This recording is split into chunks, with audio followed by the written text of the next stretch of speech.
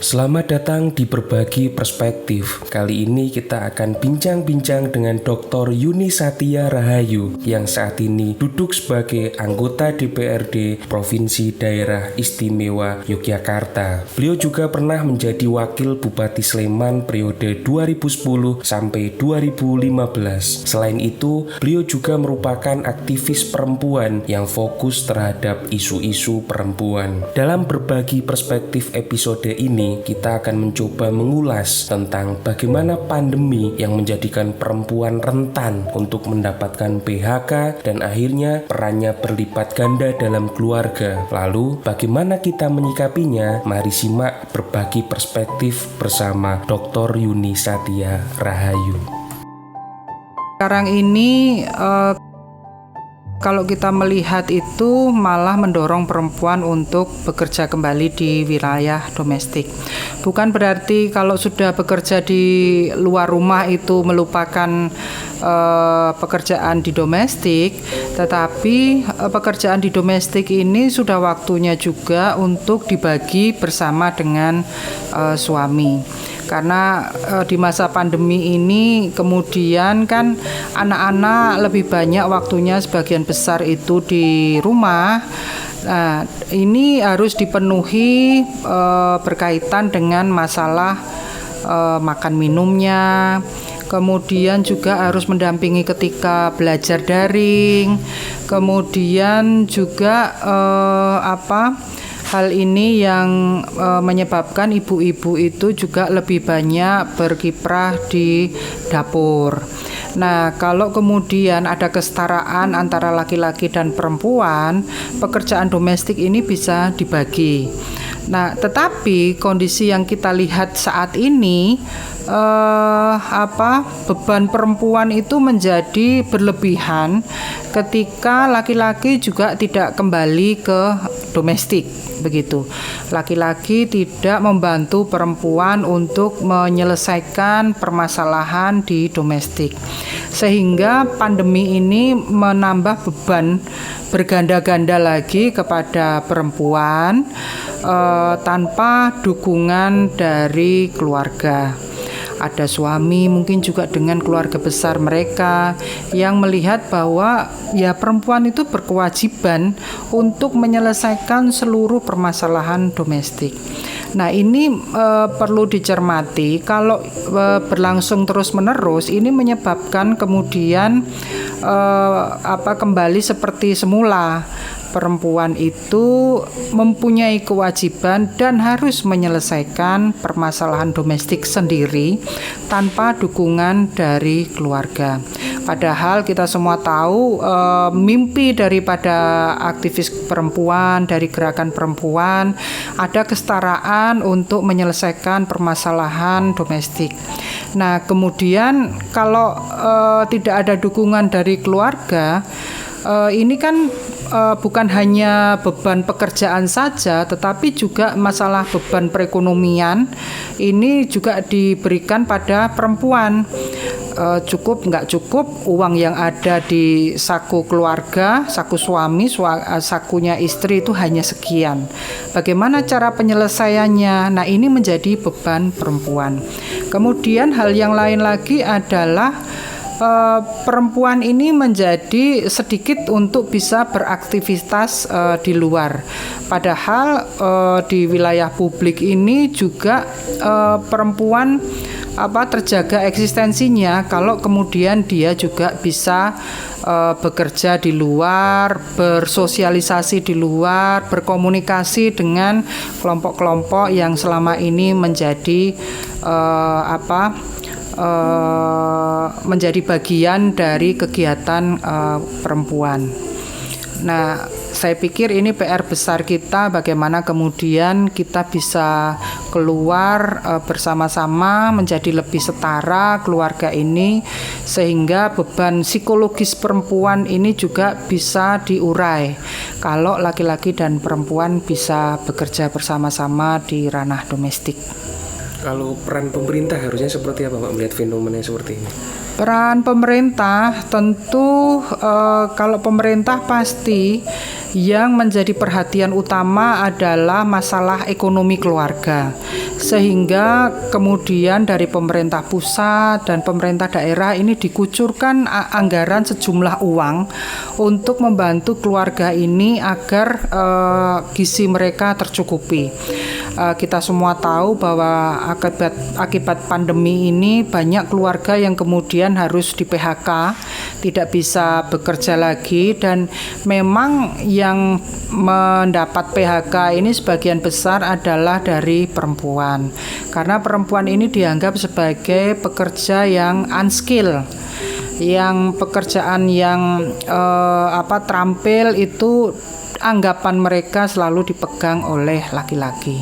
Nah, karena kondisi seperti ini kemudian menjadi beban keluarga. Kalau biasanya laki-laki perempuan bisa punya gaji, tapi karena kondisi ekonomi nasional kita tidak memungkinkan, yang menyebabkan kemudian terjadi PHK besar-besaran dan terus-menerus pada warga masyarakat yang ada di Indonesia. Nah, karena itu pasti pemerintah melakukan bagaimana mengurangi beban dengan menambah bantuan keuangan kepada keluarga. Yang kedua, pemerintah sebetulnya juga bisa menyiapkan psikolog ya untuk keluarga, karena permasalahan ini bukan hanya dirasakan oleh perempuan saja, tetapi laki-laki yang kemudian harus mendapat beban bertambah karena ada yang di PHK, ini juga perlu mendapat konseling. Anak-anak juga seperti itu. Terlalu lama anak-anak ini sudah 1 tahun lebih begitu ya. Anak-anak ini tidak sekolah, ini juga menjadi satu permasalahan serius untuk keluarga. Sehingga anak-anak ini juga perlu mendapat konseling untuk mendorong mereka lebih bersemangat belajar dan bisa kembali sekolah seperti biasanya begitu. Kalau ini Mbak, misalkan kan fenomenanya adalah perempuan hari ini yang paling rentan kayak gitu. Yeah. Nah, kalau khususnya di kebijakan pemerintah desa, Mbak, ketika banyak perempuan entah di PKK atau apa, harusnya seperti apa Mbak peran pemerintah desa ini? Kemarin memang sudah turun kebijakan dari pemerintah pusat bahwa desa ini juga harus memberikan dukungan kepada pemerintah daerah dengan melalui padat karya. Kemudian juga ada BLT untuk keluarga yang dianggap kurang mampu itu. Nah, bantuan dari pemerintah desa ini juga luar biasa, karena itu kalau kita melihat di Kabupaten Sleman itu juga dijalankan. Ada BLT, ada padat karya dalam rangka apa? Untuk menambah pendapatan dari keluarga yang terdampak COVID-19 ini. Nah, harapannya pemerintah dengan adanya dukungan dari pemerintah desa ini kita bisa bekerja bersama-sama desa, kabupaten dan provinsi untuk memberikan dukungan penambahan uang begitu ya, penambahan pendapatan bagi keluarga sehingga keluarga ini tidak lagi mengalami kesulitan untuk mencukupi kebutuhan ekonomi mereka. Harapannya tentu saja anak-anak kita bisa mendapatkan gizi yang baik. Jadi sebetulnya sama-sama berat, karena kalau di Sleman begitu ya, satu desa itu kan hanya mungkin mendapatkan tidak sampai 1 miliar lagi, karena juga kena refocusing desa ini, anggaran dana desa ini, sehingga yang diterima paling mungkin tidak lebih dari 1 miliar. Kemudian mereka juga harus dipotong untuk kegiatan padat karya, untuk BLT, sehingga jadi desa ini juga mungkin mengalami kesulitan untuk melakukan pembangunan atau menjalankan program seperti sedia kala. Nah, tetapi itu semua dialami oleh seluruh desa, oleh seluruh kabupaten, kota dan provinsi, sehingga kalau kita bisa bersinergi dengan baik, mudah-mudahan kita bisa keluar dari pandemi COVID ini dengan selamat begitu. Oke Mbak, terakhir Mbak, ini Mbak, harapan jenengan soal perempuan ketika menatap masa new normal kayak gitu yang berdasarkan spirit dari Kartini gitu Mbak. Jadi sebetulnya menjadi ketugasan kita bersama ya, bahwa yang namanya new normal itu bukan kemudian kita sudah bebas, tidak perlu lagi menjaga 4 apa 3M itu, tetapi new normal itu adalah kita dengan kebiasaan baru, masih harus menggunakan masker, masih harus sering mencuci tangan dan menjaga jarak. Jangan kemudian menjadi PR bersama yang terjadi di Sleman, misalnya di beberapa desa karena ada penganten begitu, pulang-pulang membawa klaster baru. Karena ada layatan kematian terus muncul jadi klaster baru. Bahkan yang terbaru misalnya di Pelayan dan di Pelayan Gunung Kidul dan di Melati itu malah muncul klaster baru. Karena itu tadi ada perhelatan besar yang kemudian pulang malah mendapat positif COVID begitu.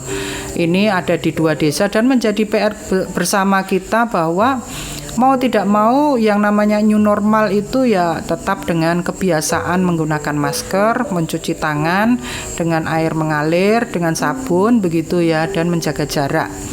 Dan perempuan tentu mau tidak mau memang harus dipaksa sekarang ini untuk tegar.